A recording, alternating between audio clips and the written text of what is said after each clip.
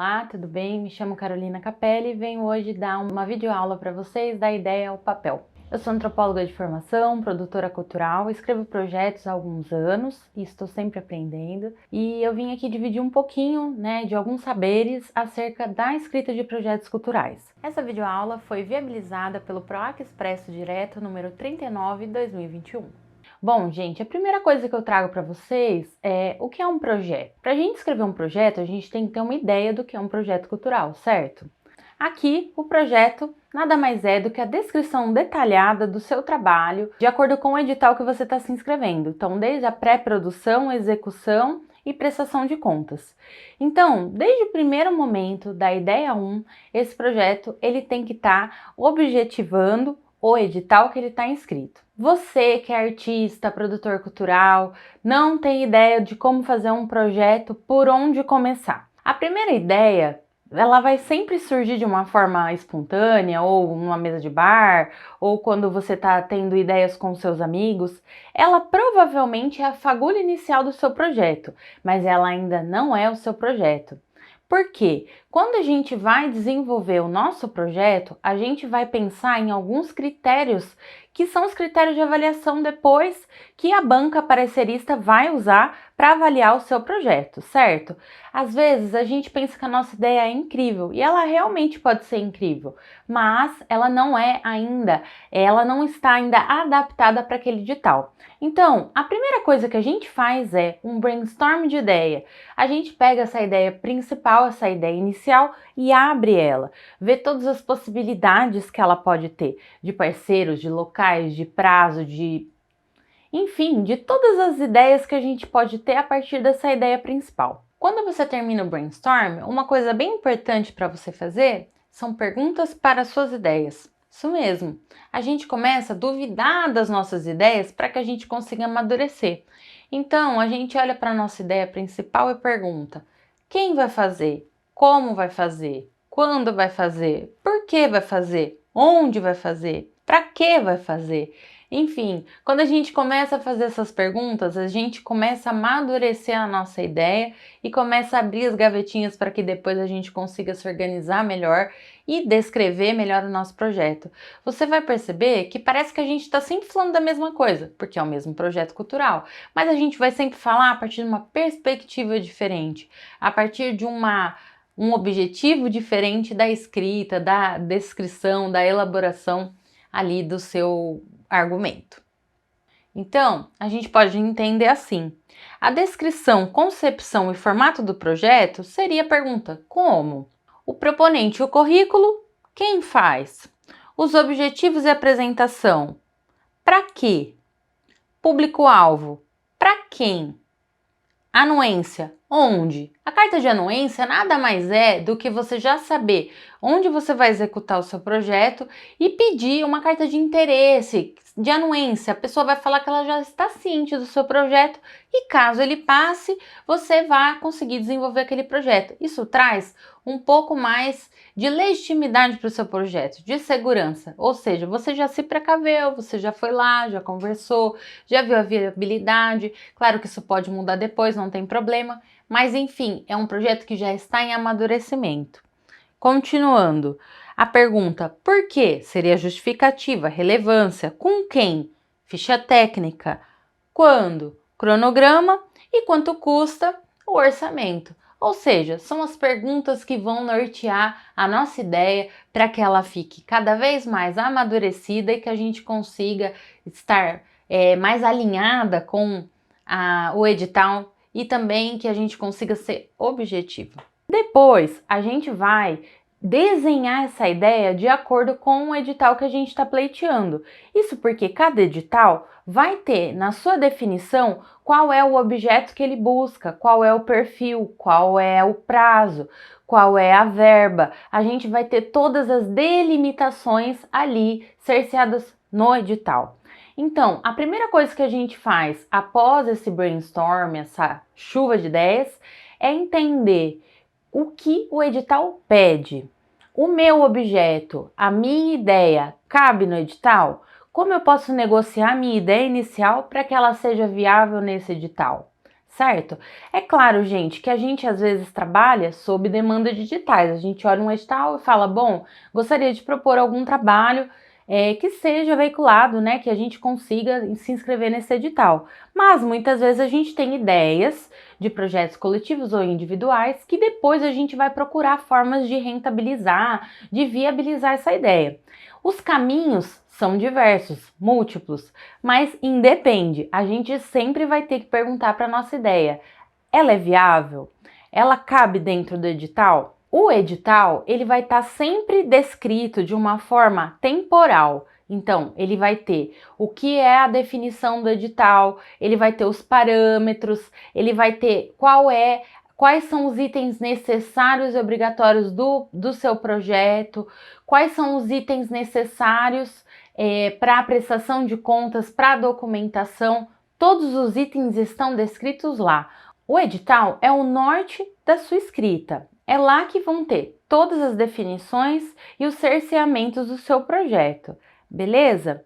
Mas enfim, já tenho uma ideia, já olhei o edital, acho que cabe. Como começar a escrever? A primeira coisa que a gente precisa fazer é organizar as nossas ideias. Pode ser no papel físico ou no computador. Abra pastas separadas. O que são ideias iniciais, o que tem a ver com a descrição, o que tem a ver com a sua equipe. Vá abrindo essa ideia como gavetas, vai organizando essas gavetas. Porque senão a gente tem uma ideia, uma grande ideia que muitas vezes ela está anuviada. Ela parece clara, mas quando a gente vai pôr para o papel, ela fica bem confusa. Pensa só que a pessoa que está lendo o seu projeto, ela não sabe nada sobre você e ela não sabe nada sobre o seu projeto. Então, coisas que são óbvias para você, para o parecerista não é. Então, uma boa dica é: peça para alguém que não sabe da sua ideia ler o seu projeto. Ela entendeu? E não precisa ser uma pessoa da área, de preferência até melhor que não seja, porque a ideia é que o projeto por si só tenha substância suficiente para que ele seja claro e convincente. Outro ponto que é muito importante é a gente entender a relevância do nosso projeto. Muitas vezes a gente faz um projeto porque ele é importante para nós. A gente entende a importância dele na nossa vida pessoal ou por algum recorte nosso, da nossa trajetória. A gente realmente quer fazer aquele projeto porque a gente acha importante, correto? Porém, a gente tem que entender qual é a relevância política, social, cultural do seu projeto. Isso para quê? Você consiga defender esse projeto. E aí você vai conseguir ter uma relevância, no descritivo de relevância, um pouco mais embasada. Então, como você pode amadurecer a relevância do seu projeto? Primeiro, será que outras pessoas já fizeram projetos parecidos com o meu? Será que tem fontes que eu posso beber, seja ela literária, artística, visual? Será que eu consigo conversar com mais pessoas sobre esse projeto? Quando a gente pega um tema e ele é relevante socialmente, ele já foi dito por outra pessoa em algum momento, com certeza. É muito difícil a gente fazer algo do zero, inventar a roda. Então, uma boa dica é pesquisar sobre o seu objeto. Você pode pesquisar no Google, no Cielo, no YouTube, nos próprios editais do PROAC, nos vencedores, olhar, pesquisar, conversar com a classe artística e ampliando a sua visão acerca do seu objeto. Mas claro, a gente nunca vai achar que o nosso projeto está realmente maravilhoso e pronto. Isso porque ele é um processo.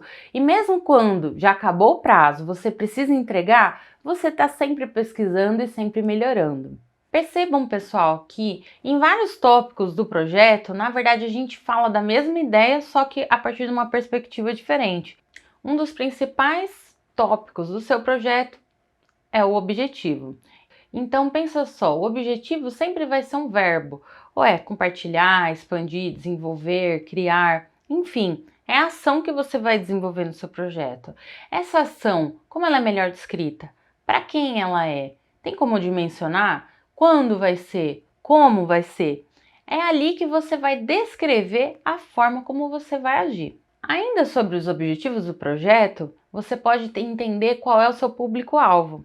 Não adianta falar para todas as pessoas é muito abrangente. O público-alvo, ou como no marketing fala persona, é o público ideal, né? Para quem você acha que vai mais agradar o seu projeto. Não quer dizer que é o público exclusivo do seu projeto. Ele pode ter, por exemplo, classificação livre e ser direcionado ao público infantil, ou classificação livre e ser direcionado ao público LGBT. Não sabe.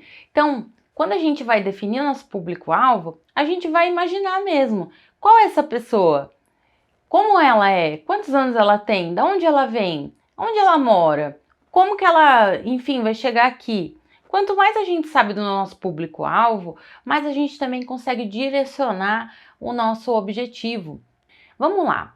A gente já sabe então o que a gente vai falar, a gente já sabe a relevância do nosso projeto e aí chega a parte que todo mundo tem medo, né? Que é a planilha orçamentária e o cronograma. Tem pessoas que começam a planilha orçamentária muito antes de falar da própria ideia. Isso porque a planilha orçamentária é que vai dimensionar o seu projeto, porque é a partir do recurso e tempo disponível que você vai saber o tamanho do seu projeto, como que ele se sustenta, a viabilidade.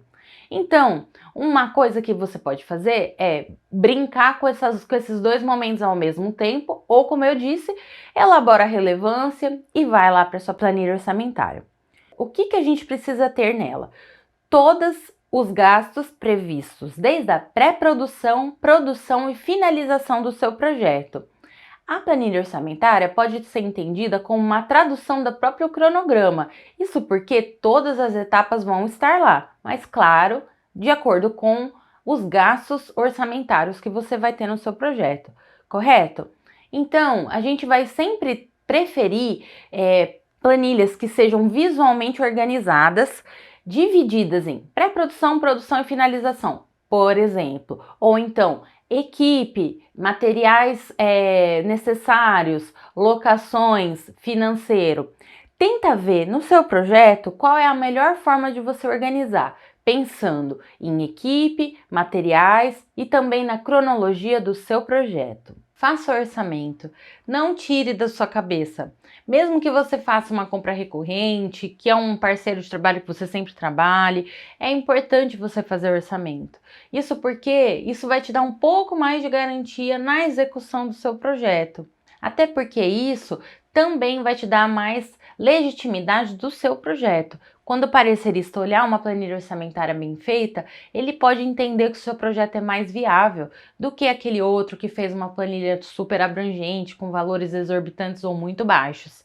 Ser muito baixo também não é muito bom. O legal é realmente fazer um orçamento. Quando a gente vai fazer a planilha orçamentária ou algum formulário, enfim, colocar algum documento necessário que consta em edital, geralmente tem anexos. Isso é muito importante. Leia tudo, veja lá quais são os modelos que eles pedem. Lógico que não precisa ser na mesma fonte, por exemplo, na mesma tipo de letra. É um modelo, mas você precisa seguir aquele modelo. Você precisa fazer uma planilha orçamentária, por exemplo, que tem as 4 colunas que eles pedem, né?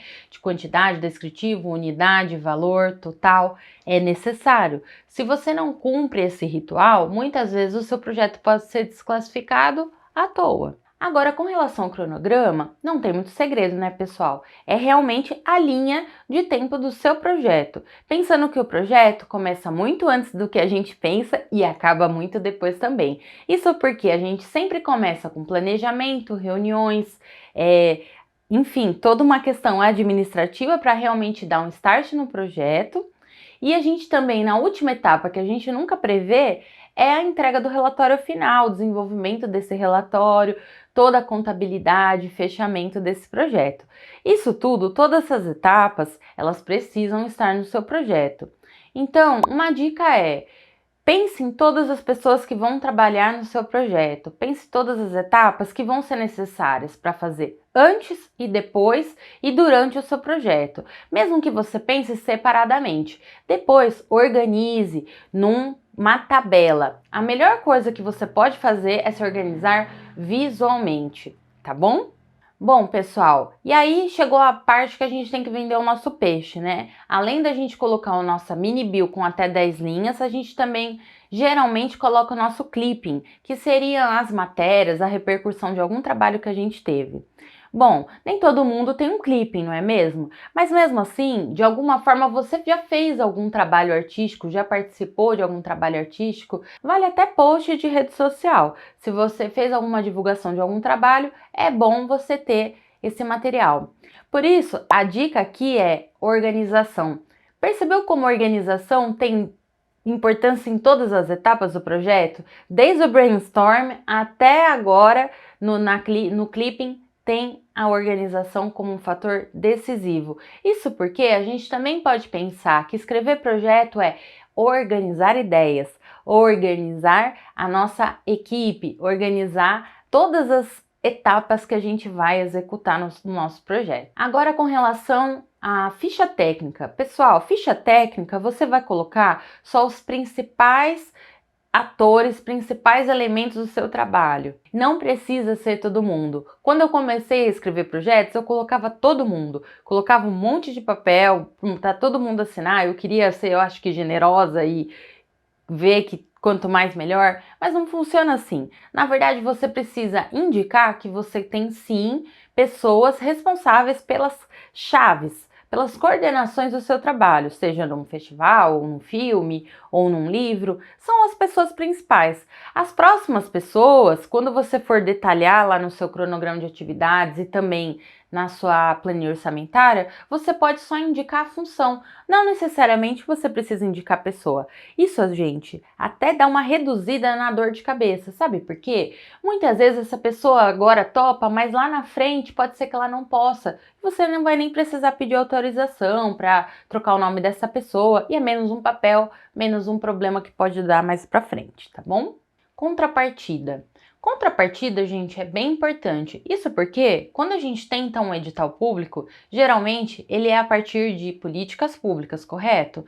Então, como que ele funciona? Geralmente tem o objeto principal e a contrapartida. Então, a gente pode entender que contrapartida são todas as ações que aumentam o nosso público. Mas lembrando que a contrapartida também é uma forma da gente dar uma devolutiva do nosso projeto. Então, já que a gente está usando recursos públicos, que a gente está desenvolvendo um projeto cultural que de alguma forma é privado, como eu amplio esse interesse ao público? Como que o público consegue acessar outros saberes, outras performances de uma forma mais ampliada? É como se a gente desse uma devolutiva mesmo pelo dinheiro que a gente recebeu. Bem, plano de divulgação. Gente, plano de divulgação é, na verdade, um cronograma específico para as ações de divulgação do seu trabalho, certo? Então, dependendo do trabalho, vão ter as ações físicas ou virtuais, né? Quantos posts, quem vai fazer, se vai ter assessoria de imprensa, se vai ter designer gráfico, se já tem página ou não, qual que vai ser, enfim, a metodologia que vocês vão utilizar para divulgar o trabalho, para chegar no público, na quantidade alcançada aí de público que vocês almejam, correto? E o resumo, como eu faço? Gente, o resumo é a última coisa que você faz. Depois que você fez todos os itens do seu projeto, já justificou, já falou os objetivos, já colocou a planilha orçamentária, já dimensionou, já fez o cronograma, já fez o plano de divulgação, tá tudo lindo, aí você vai para o resumo. Isso porque ele é o resumo do seu projeto. Muitas vezes a gente começa pelo resumo porque é o primeiro item que está lá na inscrição. Só que depois, a hora que a gente vai escrevendo, a gente vai mudando e também não tem tantos detalhes. Então, uma dica legal, quando você for fazer o resumo, é fazer uma linha, duas de cada parágrafo, de cada item que você separou ao longo do seu projeto. Isso te ajuda depois a sintetizar a sua ideia e vender seu peixe de uma forma melhor. Bom, pessoal, aí o projeto passa, é uma alegria, uma euforia, muito legal, um monte de gente fica feliz, uhul, vamos fazer. Chega lá na hora, começa a fazer o projeto, você fala, ai, esqueci de colocar tal coisa. Ai, a realidade não é tão bonitinha assim, meu Deus, eu vou trabalhar muito para receber pouco. Normal. Quando a gente começa a fazer projetos e até depois, a gente sabe que as coisas não são tão iguais ao projeto. Isso porque o projeto é uma ideação, né? É como a gente acha que vai ser. Claro que quanto mais experiência, mais próximos os projetos ficam do que a gente realmente vai executar. Mas uma boa dica é, tente sempre ter o projeto em mãos, imprima esse projeto, abra para a sua equipe, para todo mundo estar ciente dos objetivos, daquilo tudo que foi prometido. E faça registro de todas as etapas, seja ele registro fotográfico, registro de bloco de anotações, para que depois, a hora que você for fazer o seu relatório final, você tenha tudo ali organizado. De novo, gente, vocês já entenderam, né? Se tiver organização, do começo ao fim, tudo fica mais fácil, tudo flui melhor. Então, abra um e-mail só para o projeto se for necessário, compartilhe com todo mundo, coloque tudo no Drive, ou faça um grupo no WhatsApp, vá jogando as informações lá, da forma como você achar melhor. Mas é muito, muito importante essa organização e esse controle. E lembra aquele ditado, onde um monte de adulto olha uma criança, ninguém tá olhando? O projeto é mais ou menos assim. Então, tem alguém responsável pelo acompanhamento do seu projeto. Pode ser você mesmo, ou o proponente, ou uma parceira, um parceiro, mas é muito importante alguém estar responsável pelo recolhimento das notas, por anotar tudo, por ter as fotos, por ter esse material que vá sendo construído ao longo do projeto. Para quando for fazer o relatório final, já está tudo mastigadinho e ser só uma forma de resumir, de organizar, fazer alguns textos e mandar. Outra dica que eu tenho para dar, de experiência própria, que aprendi com amigos fazedores de cultura é sempre bom mandar projetos todos os anos. Isso porque, para além de a gente ganhar ou não ganhar o projeto, a gente está exercitando a nossa escrita, a gente está exercitando a nossa atenção na documentação, no edital, tá atento, tá tentando. E nisso, a gente também tem os pareceres, as notas que voltam e que a gente também pode ter mais ou menos uma base de saber se a gente está conseguindo elaborar um pouquinho melhor o nosso projeto, tá bem? Outra dica que eu também gostaria de dar é: fale com outras pessoas sobre o seu projeto. A gente tem a falsa ideia de que um projeto é uma ideia e que alguém vai roubar a nossa brilhante ideia. Gente, o projeto é muito mais do que uma ideia, porque ele tem que trazer toda a viabilidade, a descrição, a organização, o cronograma. Bom seria se fosse só uma ideia, né? Quanto mais você fala sobre a sua ideia, mais você ouve a opinião do outro e mais você se ouve, porque você vai desenvolvendo melhor a sua ideia. Outra dica importante, gente, é ler projetos, claro, porque ali você vai entender, né, de uma forma dimensional, descritiva e objetiva um projeto pleiteado. É claro que é difícil, às vezes as pessoas não querem mostrar, enfim, fica uma competitividade, mas uma dica é pedir para uma pessoa de outra linguagem, por exemplo, que você de alguma forma nem vai competir diretamente com ela. E, gente, realmente não tem como garantir que um projeto vai passar. Infelizmente. Isso porque vai depender muito da banca, da forma como você colocou. Mesmo se o projeto está muito bem escrito, às vezes tem um projeto que está melhor. E querendo ou não, não tem vaga para todo mundo. Então, uma dica que eu dou é: continue a escrever, a fluir. Se possível, não espera o momento do edital que abre todo ano da sua cidade ou do estado, ou sei lá qual projeto que você está querendo desenvolver. Não precisa esperar até lá. Vá se organizando, tenha um bloco de notas no celular, vá conversando com pessoas, mande projetos mesmo que você acha que eles não estão bons. Não tem problema, vai ter a nota do parecerista, você vai conseguir pelo menos saber mais ou menos como que está o seu projeto na avaliação da banca. Isso faz parte.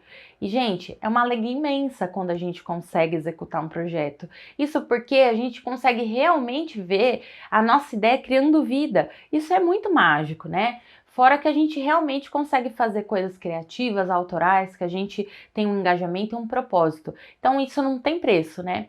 É isso, pessoal. Eu desejo muita sorte para vocês, um bom trabalho. Me coloco à disposição caso vocês tenham qualquer dúvida que eu possa ajudar. E claro, aqui a gente fez um panorama geralzão do que poderia ajudar como dicas e uma primeira leitura para quem está começando a escrever editais. Mas é importante vocês sempre irem aprofundando o conhecimento de vocês, seja com cursos ou trocando com amigos, ou se você quiser pode até perguntar aqui, o que tiver ao meu alcance, estou disponível, tá bom? Obrigada!